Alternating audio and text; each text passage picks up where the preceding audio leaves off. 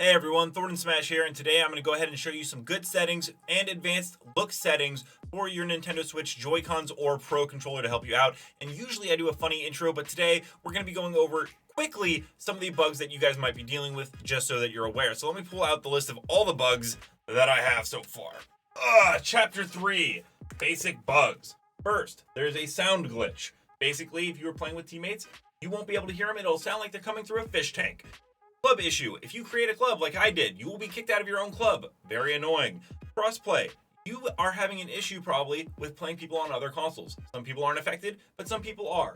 There is a disappearing ring timer affecting all systems. A door open audio glitch. It will constantly sound like a door is opening. Once again, affecting all systems. And lastly, EA servers. That's not a bug, they just need to fix that shit. So in this video, we're gonna go over all the settings that I use in Apex Legends on the Switch that have helped me. They go over advanced look controls, but also just general controls as well. And they're all bookmarked if you wanna go ahead and jump forward and find what you're specifically looking for. As always, we got to go over who was first, and that is Carter, who was first once again, 2 times in a row. But also, Carson left me dying with this comment. I have never been called Luke Skywalker with a beard, and I absolutely love it, but I also have to say,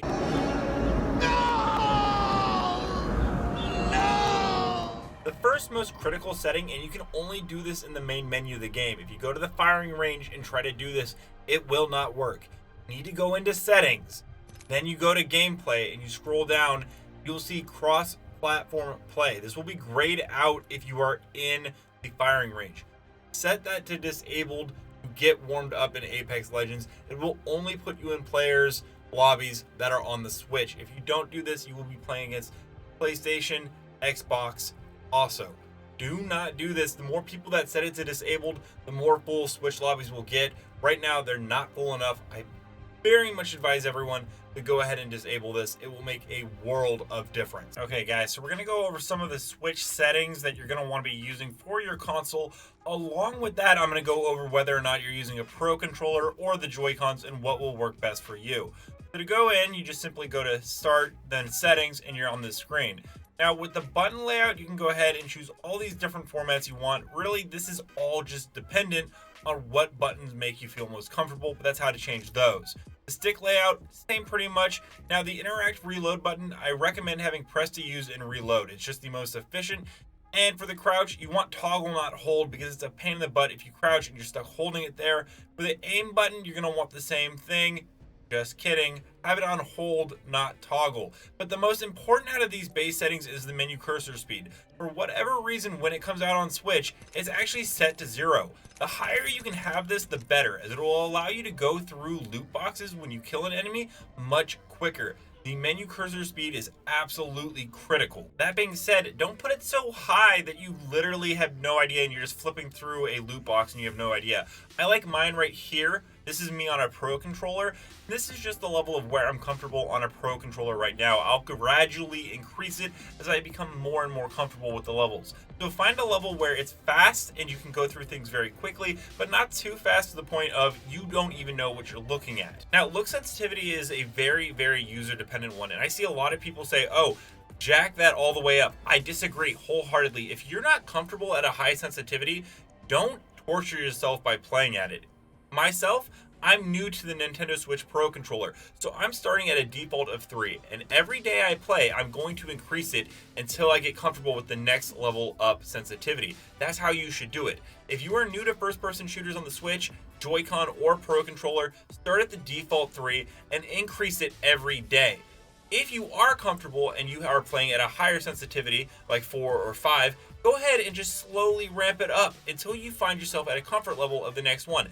Do not be fooled by people saying, oh, high sensitivity is the end-all be-all. That's not how that works. Now, you do have an ADS look sensitivity right here, and if you have it set to high, that's going to help you more in close-up engagements. However, if you like to fire from far away, mid-range, or sniper, you're going to want that lower, as it helps you line up your shot more. And if you want to get really detailed into it, you can go ahead and go into the per optic setting.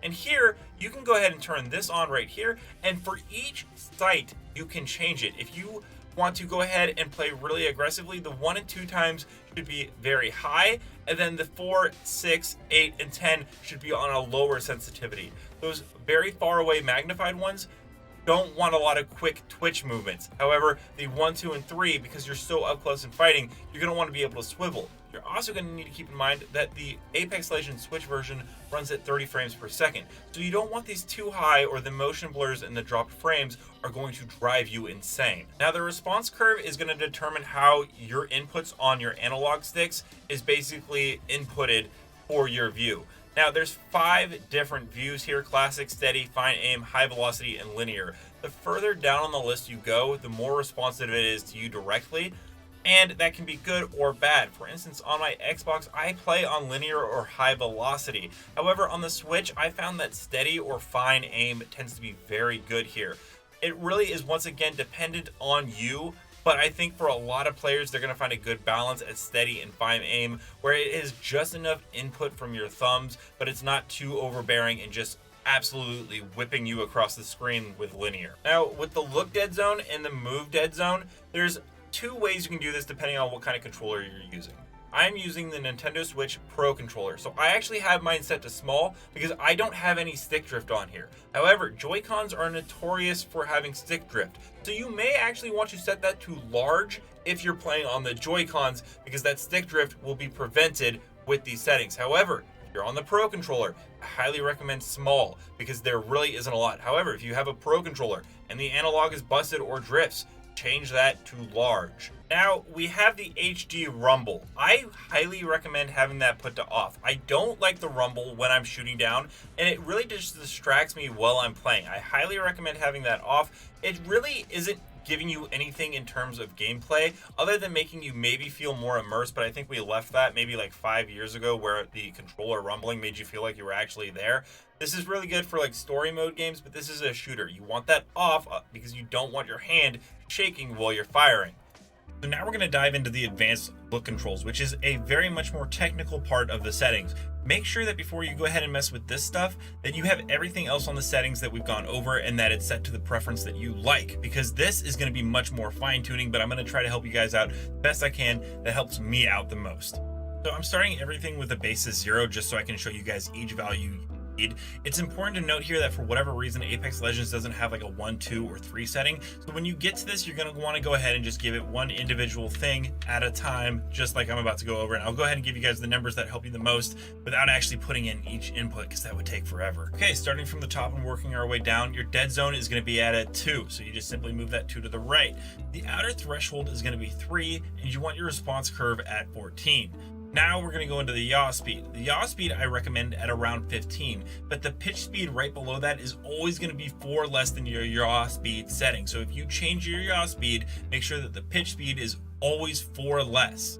Then we're going to go ahead and go into our turning extra yaw, which is going to be 17 ticks to the right. The extra pitch should be 13. The turning ramp up time should be 1. And the turning ramp up delay should be 0. Now the ADS yaw speed is going to go ahead and be 15, just like previously stated, and the pitch speed is always, just like before, going to be 4 less than your yaw speed. So go ahead and set that to 11. Now for the ADS turning extra yaw, that's going to go ahead and be 17. The extra pitch is going to be 13, and the ramp up time is going to be 1, with the ramp up delay being 0.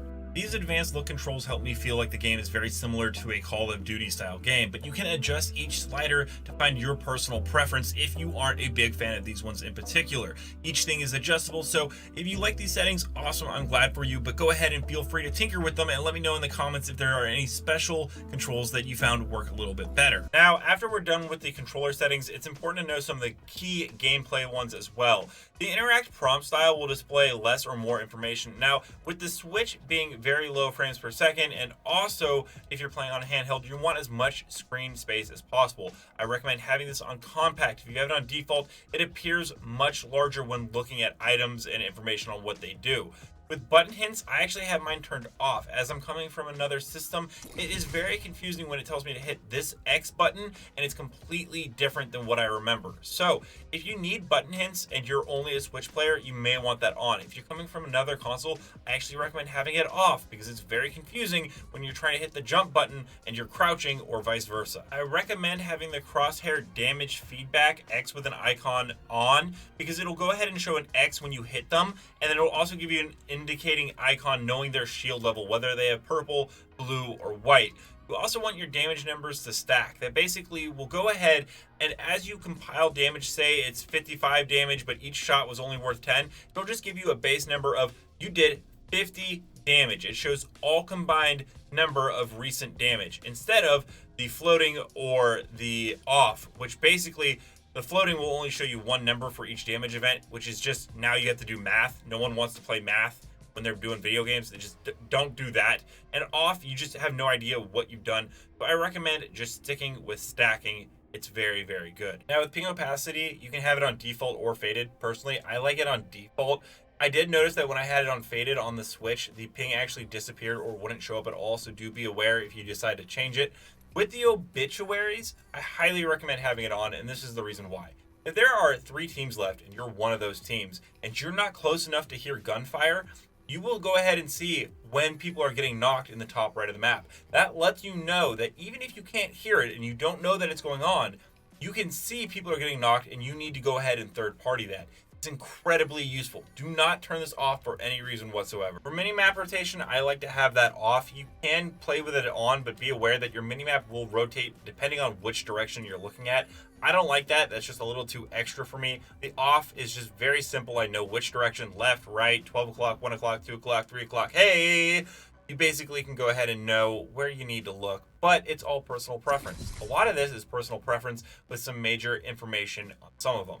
The weapon auto cycle, always have that on. When you run out of ammo on a certain gun, it will go ahead and automatically switch to the next one. Be aware though, that doesn't mean you've emptied the clip. If you still have ammo for that gun, it won't auto cycle. This is when your gun hits 100% zero. For auto sprint, that comes defaulted as off. I recommend having that on. And the reason is anytime you have to hit less buttons in a fast-paced Twitch shooter, the better. I like just being able to push forward on my thumbstick without pushing down and I'm off to the races. It's just quicker actions which help a ton when you're playing a game based on reaction speed. Now for incoming damage feedback, I have that set to 3D. Basically, if you get shot at or a grenade is thrown at you, it will give you a giant arrow letting you know where that shot or grenade is coming from. However, 2D, I'm not a big fan of. It's just not very helpful, and having both is just way too cluttered on the screen. So just keep it at 3D. Now, with the taking damage closes death box or crafting menu, I highly recommend having that off, and the reason why is if you're getting shot at in Apex Legends,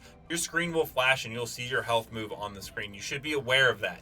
By having it on, it automatically takes you out of the loot box. Now, there are some situations where if you get shot at, you're going to want to get out. However, there will also be situations where you know that you're going to be safe in a loot box and you just want to get the loot out. By having that set to off, it allows you to stay in there and get the items you want. That's very important. However, if you're very new to the game and very new to shooters and you don't have that kind of responsiveness, go ahead and set that to on, but at some point you're going to want to turn that off. That's going to be it for the advice I can give you on the gameplay. A lot of this is all up to personal preference. Like for club invites, usage sharing, anonymous mode, streamer mode. Basically, streamer mode will make it so that, you don't appear with a username for people. Subtitles, subtitle size. That's all stuff that you're going to have to come up with and decide, do I want that this way or that way? I cannot give you a definitive answer on that. In regards to video, I do like to say that sprint view shake, I have minimal. Once again, just like the Rumble, I don't need my screen to shake when I'm running. I just want to be able to get the best clear frames per second as possible. Have that set to minimal. Brightness is once again personal preference. Sadly, there is no field of view option. You are stuck at 70. I wish we could play at 94 or 110, whatever your personal preference is again, but for frames per second issues, they will not allow you to edit it. The audio is also, once again, all personal preference. Figure out what works for you and what is comfortable for your settings. That's going to be my guide today on the settings. Everyone's going to have their own personal preference. So if you want to give me your opinion back, you can let me know in the comments, or there is my Twitch link below where I'm on every single day and my Discord link. You guys are welcome to join and let me know in person with live feedback what you guys thought of them. Until next time, Legends, keep slaying in the Outlands, and I'll see you out there.